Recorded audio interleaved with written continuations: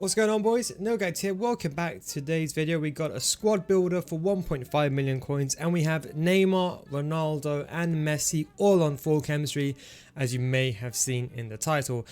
Just make sure you actually watch this video because I explain to you how each and every single player gets chemistry, so do bear that in mind. And you can play, of course, the 4-2-3-1, but we're going to mainly focus this as well, I would say, on the 3-5-2 and the 5-3-2, the 5-3-2-1. The first person we're going to put in is Ronaldo. Now, Ronaldo, of course, is one of the best strikers in the game. He's much cheaper now, but I bought him for 1.4 million, and definitely is one of the best players that I've used in this game.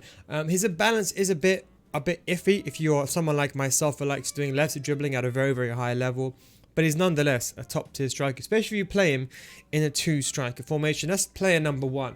The next player we're going to go ahead and get in is Ronaldo Sanchez, because he gives the direct link from Neymar to Ronaldo, because obviously he's Portuguese and he plays, of course, in the Uber Eats League. The only thing I'll say with Ronaldo Sanchez, though, I know he has a new cards. I know there's other cards available, and you might have seen, for example, he's got the special cards. Now, in order to keep the budget lower, we have gone with the inform, which is 60k, which is quite reasonable. But you do have the 84 and you have the foot birthday if you can afford and do the SBCs. But this card is a formidable card. I actually have him in my team as well. You can actually see my edition. I actually purchased him when he was a bit more expensive compared to the price he is now. But it isn't a regret because he's still one of the best midfielders in the game. He costs 56k now. I bought him for 164. You can see how many games he's played for me. Him and Ronaldo, you can see how many games they've played for me, and they do exceptionally well in that position. Then we go over to, in my opinion, the best card in the game. Best gold card anyway. In fact, if you compare Neymar to most icons, there's only a few icons that I'd rather have over Neymar in my team. He is that good, and he is really worth selling. I mean, by selling a team to buying someone like this. Neymar, of course, just look at his stats. Those are all games in both FUT Champions and Division 1, so there's no real squad battles in those records, and you can see Neymar and Ronaldo are basically two players that both carry me, but therefore you do get the link. And then going over to the right hand side, we need to get an icon to link everyone together, because we're going to be playing also I suppose you can say the 4-2-3-1 and I suppose the 3-5-2. We've gone ahead and we put Stoichkov on. Now Stoichkov is a really good card, and obviously because the prices have dropped, Stoichkov is actually a really good card to play as a winger. Now, it might look to you might thinking, oh, his stamina isn't the best, but Stoichkov still is a top tier card. You don't need to put Stoichkov in this team, but I think, you know what, for 4-star skill moves, 3-star weak foot, I think with agility and balance, you put a finisher on him or even an engine, I think he's a formidable winger. 82 stamina, you can always sub him off towards the end of the game, but nonetheless, still a top tier card with very good shooting, passing, pace and physicality. It's hard to get that entire combination with a 5-star, of course.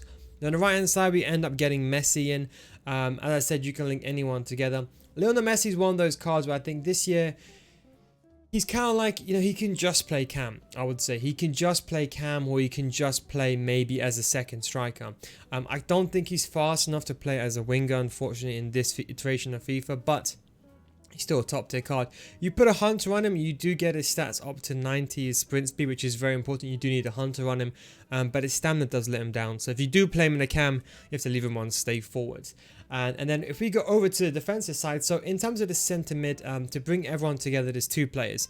If you've got the money and you haven't got Ruben Neves, then just get Kante in. I think he's a formidable card.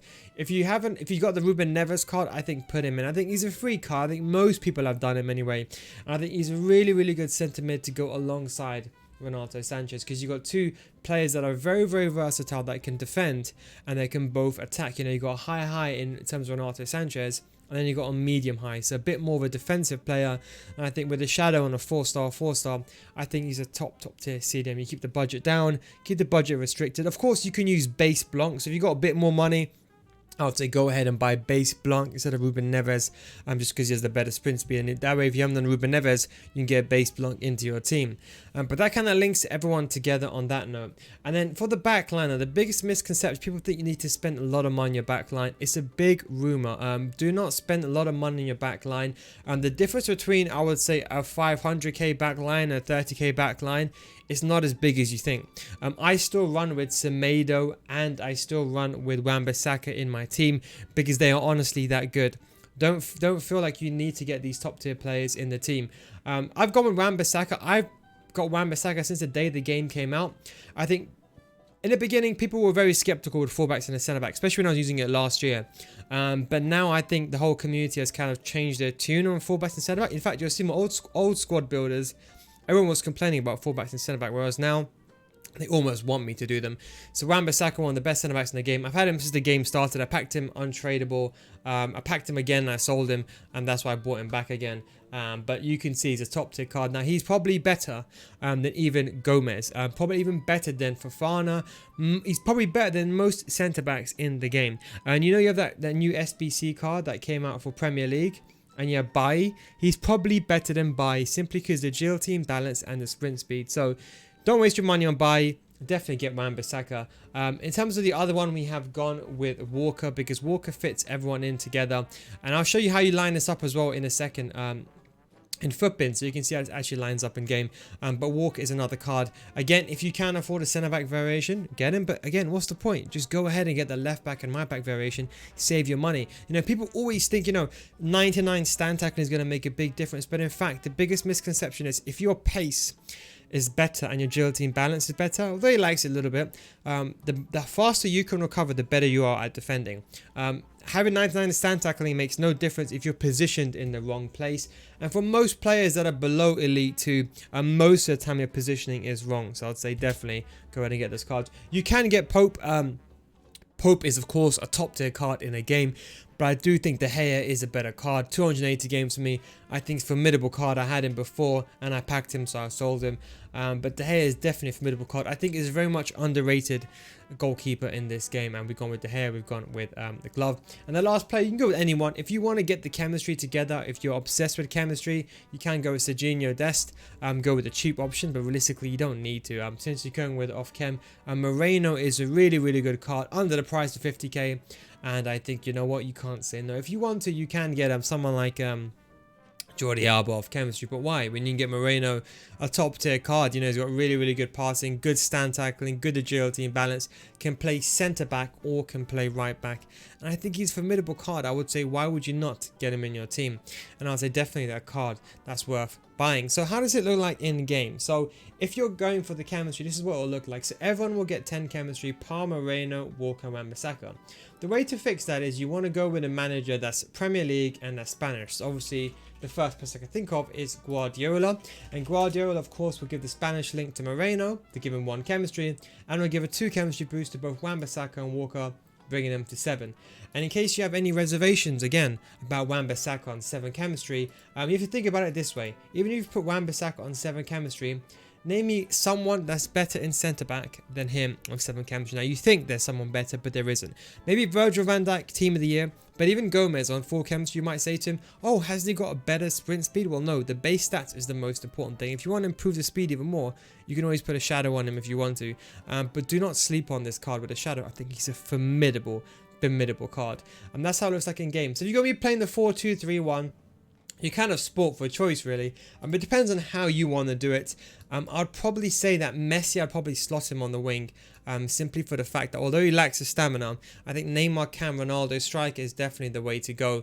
I'll definitely do it like this, and what I'll do is I'll swap these guys around. I think Moreno is a better centre back. He's got the agility and balance, and Wan-Bissaka is better than Walker. Trust me, he's better than Walker. I use him in centre back in my team. He is that good. That's how I'd play it if I was playing a 4-2-3-1 in game. If I was leaning towards, I would say a 5-3-2. I think that's where things, I suppose you can say, get blurred a little bit. It's a bit of a difficult one because you've got so many good players in your team. Who goes where? It's a bit of a mix and match. I would say Ronaldo and striker alongside with Neymar, and I'll put Messi as a left centre mid unbalanced. And what you can do is you can drop one of these guys to centre back.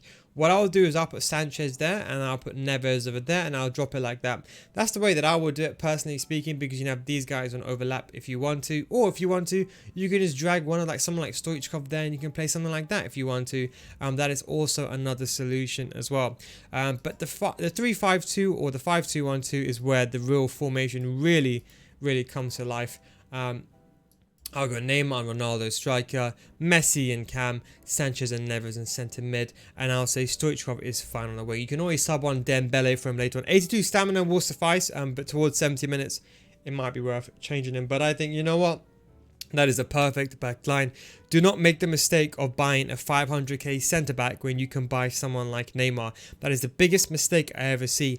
It's like, imagine in real life you have a choice to buy Neymar or you have a choice to buy someone like Virgil van Dijk. Now, yes, you can argue in real life, maybe Virgil van Dijk might make better in a cohesive team. But in FIFA, it's about scoring. You want the highest chance of scoring, the highest statistical chance of scoring. You want the best striker in the game. Whether you got a centre back that's 80 rated or whether it's 99 rated, if you press a tackle button and you're in front of the ball, you're still going to get the ball regardless. But when it comes to shooting, it's a different game. So make sure you prioritize your shooting. But I think that's the best way you can line up. Anyway, guys, I hope you enjoyed this video. Thank you very much for watching. Don't forget I do stream on twitch.tv/NealGuides. Link is down below in the description.